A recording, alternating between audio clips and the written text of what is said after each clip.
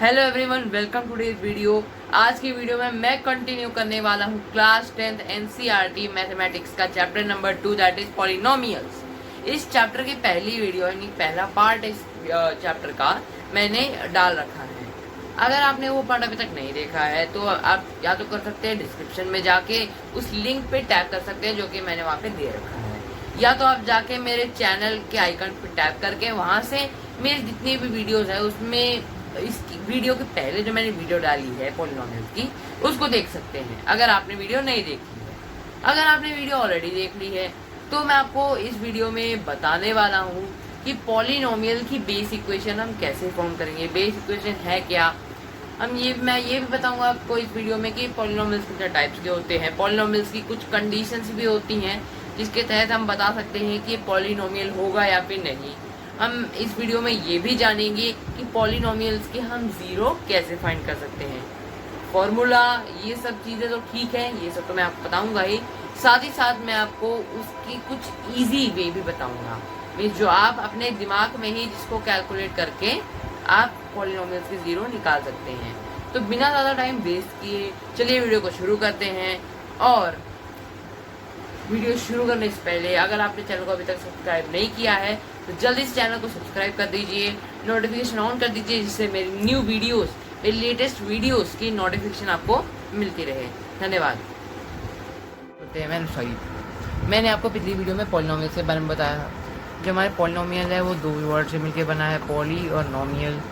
मैंने आपको बताया था कि पॉलिनोमियल का बेसिक मीनिंग होता है बहुत सारे टर्म्स का कॉम्बिनेशन, है ना।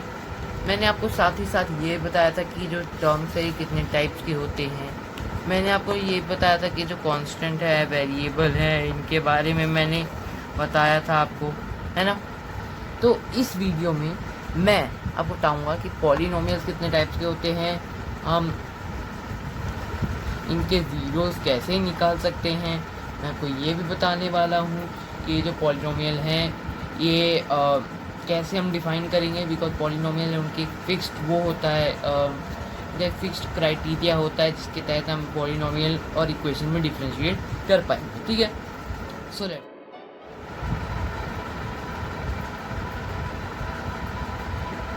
Let's talk about the criteria which is necessary for a polynomial for an equation to be a polynomial। ठीक है, तो ये क्राइटेरिया क्या है जिसके तहत हम किसी भी इक्वेशन को पॉलिनोमियल कह सकते हैं वो मैं आपको बताता हूँ। ठीक है, तो वो क्राइटेरिया हमारा ये है कि जो पॉलिनोमियल है उसकी जो पावर है, हमारा पॉलिनोमियल है इसकी जो पावर है या फिर इसका जो एक्सपोनेंट है वो हमेशा एक होल नंबर होना चाहिए। ठीक है, पॉलिनोमियल हमेशा एक होल नंबर होना चाहिए। इसके मैं यहाँ पे दो एग्जांपल देता हूँ, उसके बाद आपको इजीली समझ आ जाएगा। ठीक है, तो पहला मैं यहाँ पे एग्जांपल लिख रहा हूँ 3x² + 9y + 1 = 0। ये हमारी इक्वेशन हो गई। ठीक है, अब मैं दूसरा एग्जांपल लेता हूँ, यानी जो दूसरी इक्वेशन होगी वो हमारा हो जाता है 3√x + y = 0। ठीक है, ये भी हमारी इक्वेशन हो गई, दोनों हमारी इक्वेशंस हैं। ठीक है, अब हम ये कैसे पता लगाएंगे कि इसमें कौन सा पॉलिनोमियल है या कौन सा नहीं है, कौन सा या फिर दोनों ही पॉलिनोमियल है, मैं अभी आपको बताता हूँ। ठीक है, तो जो आपको ये वाला पॉलिनोमियल है इसमें अगर आप देखोगे कि हमारी तीन टर्म्स हो गई 3x², 9y और 1। अगर आपको नहीं समझ आ रहा है कि ये कैसे तीन टर्म्स हुई हैं तो आपने मेरी प्रॉबेबली पिछली वाली वीडियोस नहीं देखी है। पिछले पार्ट जो है उसका लिंक मैंने डिस्क्रिप्शन में डाल रखा है, वहाँ से जाके आप देख लो वो पार्ट। ठीक है, तो अगर हम बात करें इसके बारे में तो इसमें पहला टर्म है ये 3x², इसकी जो पावर है वो 2 है। 9y इसकी पावर नहीं दी गई है तो इसकी पावर अपने आप 1 हो जाती है, और 1 है, 1 की पावर कोई भी कांस्टेंट है उसकी पावर तो हमेशा 1 ही रहती है। ठीक है, तो इसकी पावर जो है वो तीनों होल नंबर है, because whole number 0 to infinity होते हैं जिसमें कोई फ्रैक्शन, डेसिमल वगैरह नहीं होते हैं, या फिर 9 नेगेटिव नंबर होते हैं। ठीक है, तो ये हमारा इसमें सारे जो है होल नंबर है। ओके, तो ये हमारा हो जाएगा पॉलिनोमियल। ठीक है, अब बात करें इसकी, तो इसमें देखो हमारा x रूट है और y है, y की पावर तो 1 हो गई क्लियरली, क्योंकि यहाँ पे भी ऐसा था, यहाँ पे भी ऐसा ही, y की पावर तो 1 है। ठीक है, बट यहाँ पे ये 3√x का क्या मतलब है नहीं पता अगर आपको, तो मैं आपको बता दूँ, ठीक है, कि जो हमारा रूट होता है, सपोज a है, a के रूट की बात कर रहे हैं, तो यानी कि इसका मतलब ये है कि a के ऊपर हम हाफ पावर लगा रहे हैं, 1/2 है इसकी पावर, ठीक है। तो यहाँ पे हमारा क्या हो जाएगा फिर x की पावर, ये हमारा, इसको हम ऐसे भी लिख सकते हैं 3√x को 3x, जहाँ पे x की पावर जो है 1/2 है। अब यहाँ पे देखो आपकी पावर जो क्या दे रखी है 1/2, बट हमने ये बात करी थी जो हमारी पावर है किसी भी टर्म की, वो हमारी होल नंबर होनी चाहिए, ठीक है। तो यहाँ पे ये क्राइटेरिया ब्रेक हो रहा है, तो ये जो है हमारा एक पॉलिनोमियल नहीं होगा। ये हमारी इक्वेशन ज़रूर है कि इक्वेशन है, पर ये पॉलिनोमियल नहीं है, ठीक है। ये हमारा एक मल्टीनोमियल हो जाएगा जिसमें एक से ज़्यादा जो है टर्म्स हमारे पास हैं, लेकिन ये एक पॉलिनोमियल नहीं, ठीक है। तो समझ आ गया आपको ये क्राइटेरिया कैसे हुआ, कैसे मैंने आपको बताया क्राइटेरिया के बारे में, ठीक है। तो अब हम बढ़ते हैं नेक्स्ट टॉपिक की तरफ। अब नेक्स्ट टॉपिक में अब अगर हम जानेंगे अब कि कितने टाइप्स के होते हैं हमारे, ये जो मैंने बताया आपको पॉलिनोमियल, ये कितने टाइप्स के होते हैं, इसके बाद मैं इनके आपको ज़ीरोज़ निकालने भी सिखाऊंगा। तो सबसे पहले मैं अब पॉलिनोमियल्स की बात कर रहा हूँ, ठीक है। पॉलिनोमियल्स, अभी पॉलिनोमियल्स के बारे में हमने जाना। तो पॉलिनोमियल हमारे 3 टाइप के होते हैं। पहला होता है हमारा लीनियर, दूसरा हो जाता है हमारा क्वाड्रेटिक, तीसरा हो जाता है हमारा क्यूबिक, ठीक है। अब इसके बारे में मैं आपको एग्जांपल देके समझाऊंगा। अब पर उससे पहले मेरे को आपको ये समझाना है, आपको मेरे को मेन कॉन्सेप्ट क्लियर करवाना है कि कॉन्सेप्ट के बारे में है, कि डेफिनेशन तो लर्न करना हो ही जाएगा, पर कॉन्सेप्ट ही समझ नहीं आया तो आप क्वेश्चंस करोगे कैसे, समझ ही नहीं आएगी मेन चीज़, तो आप कैसे करोगे, ठीक है। तो मैं आपको बताता हूँ। पहली बात करें हम लीनियर इक्वेशन की, तो लीनियर में क्या कौन सा शब्द आ रहा है, लाइन, ठीक है। लाइन शब्द आ रहा है, लाइन का मतलब क्या होता है, एक स्ट्रेट लाइन, यानी कि एक 1D फिगर। क्वाड्रेटिक है, क्वाड्रेटिक जो शब्द है ये एक ऐसे शब्द से लिया गया जिसका मीनिंग होता है स्क्वायर, ठीक है। अब स्क्वायर क्या होता है, 2D फिगर होता है ना। ये सब मैं नोट कर रहा हूँ क्योंकि आपको आगे समझाने में काम आएगा। क्यूबिक की बात करें, क्यूब नाम से पता चल रहा है, तो क्या हो जाएगा हमारा ये 3D फिगर हो जाएगा, जो कि होगा हमारा क्यूब, ठीक है, क्लियर। तो अगर आप देखोगे यहाँ पे हमारा ये 1D हो गया, ये 2D हो गया, ये 3D हो गया। अब मैं आपको मेन ट्रिक बताता हूँ, ये ट्रिक है, ठीक है, एक ट्रिक है, ऑफिशियल चीज़ नहीं है। तो जो हमारा ये 1D फिगर है, हमारा 1D फिगर, तो इसमें हम देख रहे हैं ये हमारा 1, यानी कि इसकी जो डिग्री है वो हमारी 1 होगी। 1D का मतलब है first dimension, second dimension, 3 dimension की, 1D 2D 3, ठीक है। तो 1D है यानी कि इसकी सिर्फ एक डायमेंशन है, पर मैं यहाँ पे ट्रिक के लिए इसको लिखूँगा 1D यानी कि 1 डिग्री। ये 2D है यानी कि 2 डिग्री, ये एंगल वाला डिग्री नहीं है। ये 3 डिग्री यानी कि ये हमारा 3D यानी कि 3 डिग्री, ठीक है। अब यहाँ पे ये तो समझ आ गया कि ये लीनियर इक्वेशन 1 डिग्री होता है, क्वाड्रेटिक इक्वेशन 2 डिग्री होता है, क्यूबिक इक्वेशन 3 डिग्री होता है। पर यहाँ पे डिग्री का क्या मतलब है, ठीक है। अब इसके लिए मैं आपको बताता हूँ डिग्री का क्या मतलब होता है। कोई भी इक्वेशन है, मैं यहाँ पे एक इक्वेशन ले रहा हूँ, 3x² + 1 = 0। तो 1 की पावर तो आप जानती ही क्या होती है, 1 की कोई भी कांस्टेंट है उसकी पावर 1 ही होती है। और कोई और नंबर है जिसमें यहाँ पे वेरिएबल है, तो इसकी पावर हमें 2 दे रखी है, ठीक है। तो यहाँ पे हमारे 2 पावर्स हो गई, 2 और 1। इसमें कौन सा बड़ा है, कौन सा बड़ा है, हमारा 2 बड़ा हुआ ना। तो इसमें किसी भी इक्वेशन में, किसी भी पॉलिनोमियल इक्वेशन में जो भी हाईएस्ट पावर होती है इक्वेशन की, वही हमारी उस इक्वेशन की डिग्री होती है। तो अगर हम कोई भी इक्वेशन देखें तो उसकी अगर हाईएस्ट पावर, हाईएस्ट एक्सपोनेंट अगर उसका 2 हुआ तो वो हमारी क्वाड्रेटिक इक्वेशन कहलाएगी। उसकी हाईएस्ट पावर अगर 3 हुई, क्यूबिक कहलाएगी। हाईएस्ट पावर अगर 1 हुई तो लीनियर इक्वेशन वो कहलाएगी। इससे आगे जो है वो अभी आपके जानने के लिए नहीं है, ठीक है। वो ज़्यादा कॉम्प्लेक्स चीज़ें हैं, वो आपको बाद की क्लासेस में, हायर क्लासेस में पढ़ने को मिलेंगी। अभी इन तीनों के बारे में अगर आपको समझ नहीं आए, एक और बार बता देता हूँ।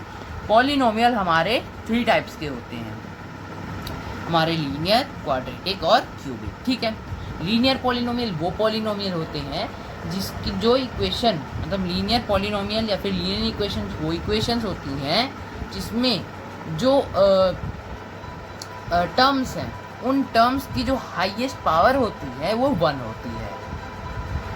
क्वाड्रेटिक इक्वेशन या फिर क्वाड्रेटिक पॉलिनोमियल वो इक्वेशन होती हैं जिसमें जो इक्वेशन है उसकी हाईएस्ट पावर 2 होती है, और क्यूबिक इक्वेशन वो इक्वेशंस होती हैं जिसमें जो इक्वेशन है उसकी हाईएस्ट पावर 3 होती है।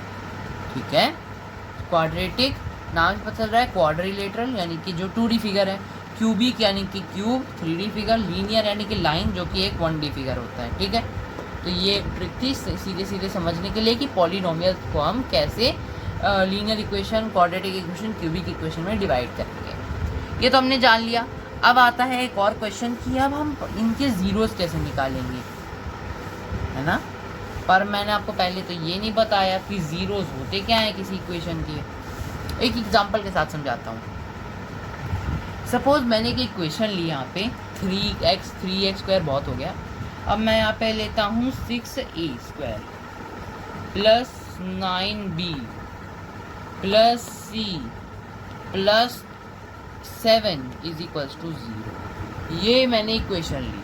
ठीक है, इस इक्वेशन में अगर आप देख पा रहे हो तो इस इक्वेशन में हमें तीन वेरिएबल देखने को मिल रहे हैं। ठीक है, इन 3 वेरिएबल की वैल्यू सेम हो सकती है, यानी कि a is equals to B is equals to C हो सकती है, a is equals to B भी हो सकता है और b is equals to C भी हो सकता है, a is equals to B भी हो सकता है, या हो सकता है ये तीनों के तीनों जो हैं अलग, हमें नहीं पता। पर अगर हम बात करें सिंपल सिंगल वेरिएबल इक्वेशंस की, क्योंकि पॉलिनोमियल में हमें ये नहीं होता कि हमारे जो वेरिएबल है वो एक हो या एक से ज़्यादा हो, उसके बारे में कोई रूल्स एंड रेगुलेशन नहीं है। तो अगर हम सिंपल लीनियर इक्वेशंस की बात करें, लीनियर इक्वेशन यानी कि जिसमें जो पावर है वो 1 होती है, और लीनियर इक्वेशन में मैं ऐसी लीनियर इक्वेशन की बात कर रहा हूँ जिसमें सिर्फ एक इक्वेशन है, सॉरी एक वेरिएबल है। ठीक है, इसका एक एग्जांपल हो जाएगा हमारा 7a square plus a plus, ये हमारी सॉरी क्वाड्रेटिक इक्वेशन हो गई। अगर हम लीनियर का एग्जांपल देखें तो लीनियर का हो जाएगा a प्लस 9। अब ये तो हमारी पॉलिनोमियल हो गई, पर हमें ये थोड़ी पता है कि ये किसके इक्वल है। अगर ये इक्वेशन बन जाए फॉर इज इक्वल्स टू 0 या फिर इज इक्वल्स टू 1 2 3 77 66 68 कितना भी हो, तो हम इजीली फाइंड कर सकते हैं लीनियर इक्वेशन का 0, क्योंकि a plus 9 is equals to 0 है। मतलब कि a एक ऐसा नंबर है जिसमें हमने 9 को ऐड किया तो 9 की जो वैल्यू है वो पूरी 0 हो गई, इनकी वैल्यू 0। तो हम क्या कर सकते हैं, सिंपली 9 को इधर ट्रांसफ़र कर देंगे तो क्या हो जाएगा, a तो a ही रहेगा। और हमें पता है ये चीज़ कि कोई भी चीज़ लेफ्ट हैंड साइड या राइट हैंड साइड प्लस होती है तो दूसरी साइड ट्रांसफ़र करने के बाद वो माइनस में हो जाती है एंड वाइस वर्सा। तो ये प्लस 9 था तो इधर माइनस 9 हो जाएगा। अब 0 माइनस 9 तो माइनस 9 ही होता है, हमें पता है। ठीक है, तो हमारी a की वैल्यू क्या है, -9 आ गई। ठीक है, अब हमें पता चल गया है कि a या फिर इस इक्वेशन का जो वेरिएबल है उसकी वैल्यू हमारी -9 है, हमें पता चल गया। तो ये जो है इस इक्वेशन का 0 कहलाएगा या फिर इस इक्वेशन का सॉल्यूशन कहलाएगा। कई जगह लिखा रहता है फाइंड दी सॉल्यूशन, तो आप कहोगे भाई हमें तो सिर्फ 0 पता है, हमें सॉल्यूशन पता नहीं। तो सॉल्यूशन और 0 सेम ही चीज़ होती है। ठीक है, ये हमारा वो हो गया। अब अगर हम बात करें क्वाड्रेटिक इक्वेशन की, तो क्वाड्रेटिक इक्वेशन को अगर हम फाइंड करना चाहते हैं, उसका 0 फाइंड करना चाहते हैं, तो उसके कई सारे तरीके हैं, वो आप 4th चैप्टर में पढ़ोगे। ठीक है, पर इस चैप्टर में हम ये नहीं पढ़ने वाले हैं। बोलोगे ये क्या चीज़ हुई, हम वो वाले फॉर्मूलेज नहीं पढ़ने वाले हैं। हम इस चैप्टर में ये पढ़ेंगे, हम इस चैप्टर में ये ज़रूर पढ़ेंगे कि -b/a क्या होता है।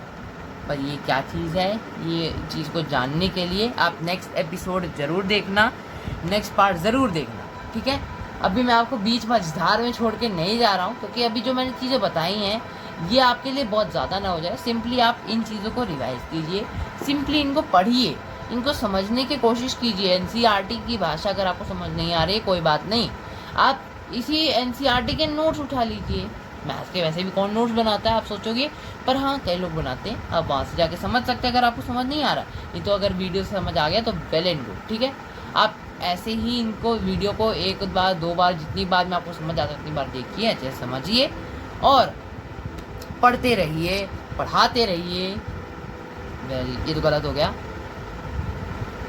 पढ़ते रहिए, समझते रहिए और हमेशा अपनी पढ़ाई पे फोकस करें पर अपनी सेहत को ना भूलें, ठीक है। तो ये चीज़ मैंने आपको बताया इस वीडियो में। मैं एक बार रिकैप देते थे, अब क्या बताया मैंने इस वीडियो में। मैंने इस वीडियो में आपको बताया कि आपके जो पॉलिनोमियल हैं वो किस तरीके से इक्वेशन से डिफरेंशिएट हम कर सकते हैं, वो मैंने आपको बताया। मैंने साथ ही साथ आपको ये बताया कि जो हमारे पॉलिनोमियल होते हैं इनके कितने टाइप्स होते हैं, मैंने आपको ये भी बताया। मैंने आपको ये बताया कि इन पॉलिनोमियल के ज़ीरो कैसे निकाल सकते हैं। वेल मैंने आपको सिर्फ लीनियर इक्वेशंस के बारे में बताया है कि लीनियर इक्वेशन के ज़ीरो आप कैसे फाइंड कर सकते हैं, ठीक है। मैंने आपको ये चीज़ें इस वीडियो में बताई हैं। अगर आपको समझ आई हो तो अच्छी बात है, नहीं समझ आई है तो आप प्लीज़ कमेंट में लिखिए कि किस वजह से आपको समझ नहीं आई, मेरी वीडियो में क्या कमी थी, क्या मैंने सही नहीं किया। तो जिस तरीके से मैं आपके लिए कंटेंट लाता रहता हूँ, मैं अपने कंटेंट में इम्प्रूवमेंट करता रहूँगा, जिससे ना सिर्फ आपका फ़ायदा होगा बल्कि जो मेरी कमियाँ हैं वो भी सुधरेंगी और मेरी असली जो लाइफ है वो भी काफ़ी इम्प्रूव होगी, ठीक है। तो ज़्यादा बातें हो गई हैं, आप जाके आप पढ़ लीजिए। That's all for today, thanks for watching and take care. Don't forget to like, subscribe and share to everybody, you know, क्योंकि सबको ये चीज़ें जानने की ज़रूरत है, क्योंकि सबको ये बताने की ज़रूरत है, ये देखने की ज़रूरत है कि जो छोटे क्रिएटर्स होते हैं वो भी कितना अच्छा कंटेंट बना सकते हैं। अच्छा कंटेंट ना भी हो तो आप प्लीज़ सपोर्ट कीजिए मेरे को। That's all today, thanks for watching and take care, good bye.